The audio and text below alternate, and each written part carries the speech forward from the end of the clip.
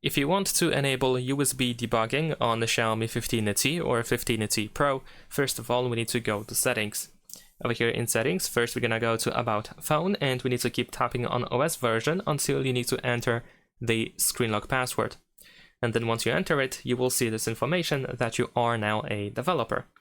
So after that, we can go back to Settings and scroll down in order to open additional settings, where we can then find developer options. So after that, once we go to developer options, we need to scroll down a little bit until you find this debugging section, where we have USB debugging option in here, and we need to select that we are aware of possible risks. And after 10 seconds, we can tap on this red OK button in order to continue. There we go. And there is also USB debugging security settings, which you might also need to enable at some point. So if required, of course, we can enable this over here as well.